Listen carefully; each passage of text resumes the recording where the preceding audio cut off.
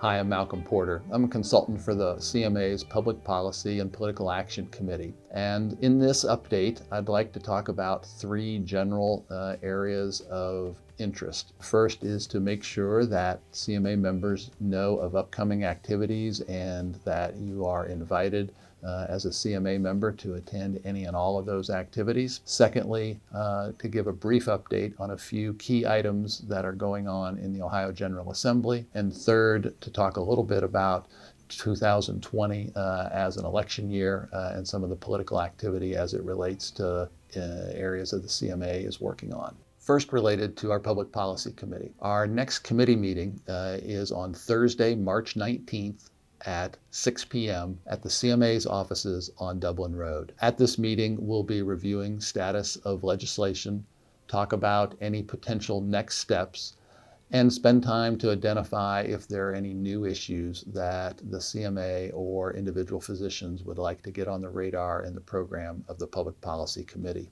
Later in the month will be a new effort by the CMA. We're going to host an Advocacy Day, and this consists of two parts. On Monday, March 30th at 6 p.m. will be a training session at the CMA's offices on Dublin Road. Dr. Beth Liston, who is a CMA member and is president-elect, is also a state representative, and she will be here along with some physicians who have experience in meeting with legislators and providing testimony, and they'll be doing a brief 1.5-hour training session for any doctor who's interested and wants to become more comfortable and get some top 10 tips, if you will, on how to have the most effective possible interaction with the state legislator. So following our training session on March 30th, we will have then on Wednesday, April 1st, a special day where we're going to make a focus to work to make appointments for any CMA physician who would like to go to the legislature and meet with a member of the Franklin County delegation and talk about issues of importance to either the physician on a personal level or items that are related to the CMA's public policy agenda. There'll be more information coming out about this electronically. Please feel free to follow up with myself or with Lisa Oyer at the CMA's offices. For the second part of this update, I'd like to talk briefly about a few items in the Ohio General Assembly.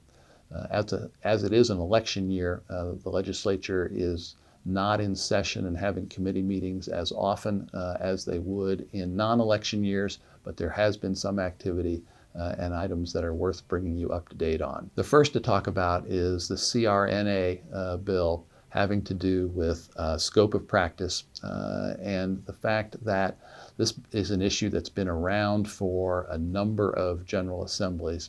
And there has been a compromise that's been reached, and the bill has passed now out of the House and is receiving hearings in the Senate. The key part to understand around the compromise is really two parts. There's a provision that was allowed that the supervising physician for CRNAs has the flexibility to opt out of the supervision agreement if, in fact, the physician determines that it's in the best interest of the patient to do so. The second part of the provision was that CRNAs were not granted authority to write outpatient prescriptions. And so based on those two foundational pieces of the compromise, physicians organizations have moved into neutral on this issue and therefore was able to pass out of the House and, as I mentioned, is receiving hearings in the Senate. The second issue that has gotten a fair amount of attention has to do with price transparency. This is Senate Bill 97.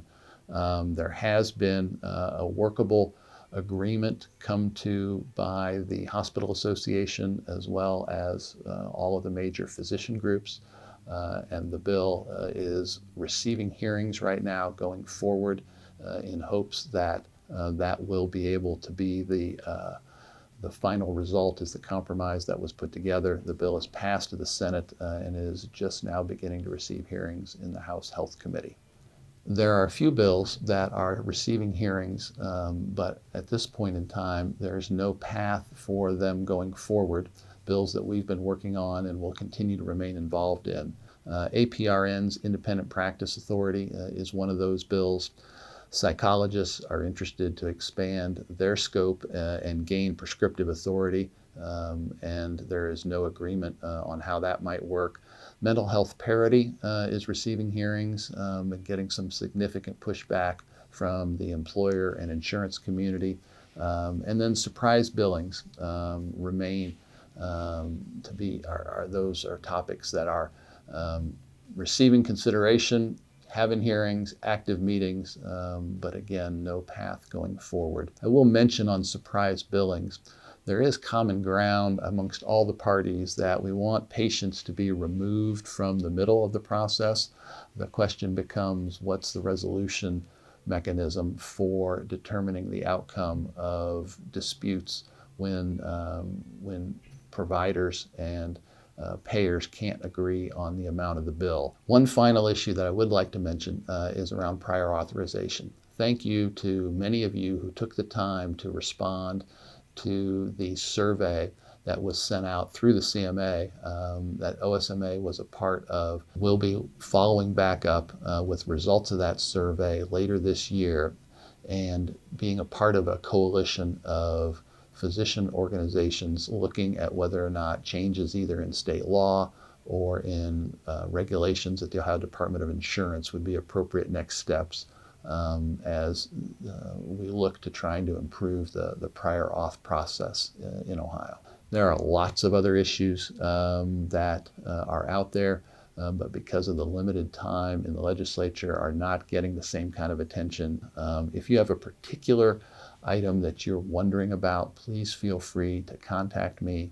And again, there may be some hearing activity, but it's likely pretty limited over the course of this next year. The final area for this update is from our Political Action Committee. We do maintain a small PAC, and so CMA members are a part of the decision-making process for allocation of dollars to candidates and office holders who are supportive of physicians and the patient-physician relationship.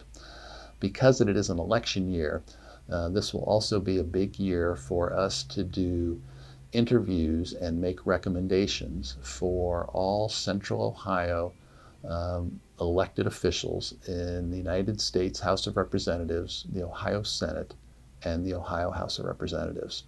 So watch for dates for this summer in which we will invite in all current office holders and their opponents and give an opportunity for one-on-one meeting with our committee between those office holders and candidates, and then CMA doctors will have discussion afterwards and make recommendations about who should receive the support of organized medicine. My final comment would be a reminder that March 17th is Election Day.